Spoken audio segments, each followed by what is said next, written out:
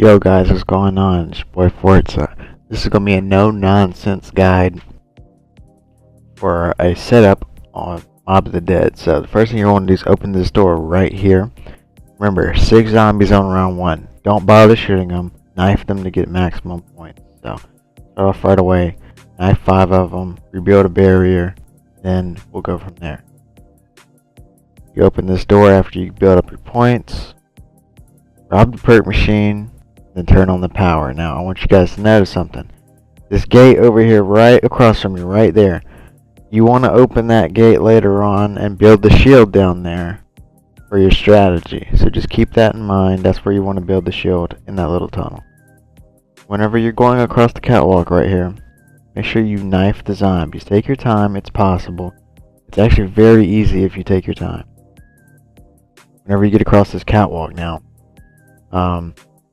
make sure you shoot Brutus once and then shoot the dogs as they spawn in. You'll get extra dogs still spawning in. You just get extra points that way. So it's a win-win. Here I am shooting the dogs. And if you have a specialist weapon, I do recommend using it on this part so you don't take it down. So you can get your points still. Now, I recommend using the katana because it counts as knife, which gives you XP. I'm not sure, like, when it comes to gravity spikes and shit, I don't know if that is considered a melee or not. I'm sure it is. I just don't use them. I mean, the sword's fucking overpowered in my opinion, so that's why I use it. But anyways, use whatever you're comfortable with. Now I'm gonna show you some shield locations. Here's one right here on this afterlife switch. The next one you're gonna see is right through this doorway. This is the door I recommend buying. Alright, so here's your little afterlife, and then the last one's gonna be by the warden's office. You'll see right here in a second. Here we go, on the afterlife switch. Alright, after that, go down through the tunnel right here and open this door. When you see these little things through the doorways like this, little cell blocks, you want to check behind them. Make sure there's no shield part there. Make sure you look carefully. Sometimes it can kind of blend in unless you're playing on cartoon mode. I think cartoon mode looks fucking retarded on this map though, so I don't mess with it. Anyways, there's the shield part right there, and there's another location right under that barrier. I do recommend while you're down here opening that door, turning on the power, and killing Brutus again so you can get your points.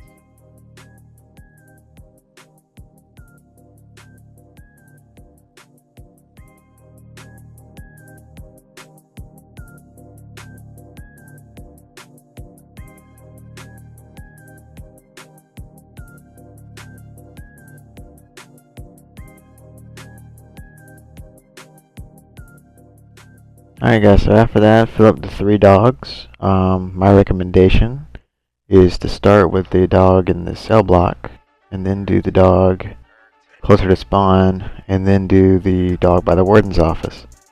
I left this clip right here in, because you can see how many zombies pile up at that window. It seems like they only pile up at that window. If you do this in the middle of a round, be careful. I'm going to leave this clip rolling right here to actually show you first location for one of the skulls for the free blunder gap. I highly recommend using the free blunder gap in this strategy. It takes an extra 10 minutes of the setup, but it saves you God knows how long hitting the box. So here's the first location right here at the bottom of these stairs in this little cell. And the next one's going to be right up here on the rooftop. I'm actually going to make a little cut right about here. Yep, here we go. It's going to be right over here behind where the pack-a-punch spawns. There we go. Next one I grabbed is actually at the warden's office. So you'll see that here after this little cut. Alright, right over here. It's on top of the telephone pole. This one can be kind of tricky, so take your time if you can. I don't recommend doing this in the middle of the round like I'm doing it, by the way, but anyways. Down at the docks, this is going to be the next one. You'll see it right over here to the far left. Here we go. Boom. And the 5th one is in spawn. Now I use a little trick with anywhere but here. You'll see it right here. I steer up over to where I want to go and it works. Now it's worked a couple times and a couple times it hasn't, so I'm not going to say it's guaranteed, but hey, go into it trying it. You don't got nothing to lose from it. It's a free perk. It's a free elixir. So there's your final skull.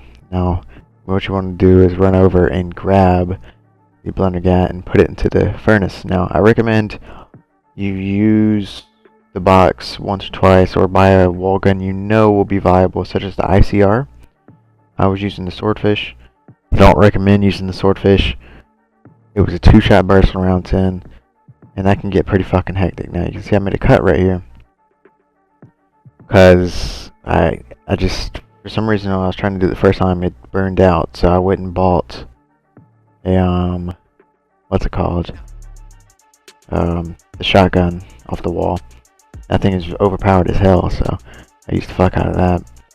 This is the route I run. I'm leaving it in. I did a little weird cut right there. I'm not sure why I did that. Sorry about that. But what you want to do is hit that little barrel as soon as you walk out. And there's a barrel right here. I don't recommend doing this during the middle of a round either, if you can help it. First time I was actually trying to do a video for this, I ended up taking it down right here, and I just went ahead and fucking restarted the whole video. It just put me in a sour mood. Now this is where it gets tricky. Usually you want to go to the left right there instead of going to the right like I did, but if you have stamina up, you can definitely make it. You'll be fine. That's how you keep the other door closed. Sorry guys, I was having commentary issues right there and I had to make a weird cut.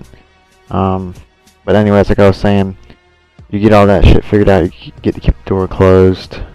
I do recommend you be careful right here. Brutus does spawn in. I actually took it down because of this Brutus. Very embarrassing, I know. Don't underestimate him.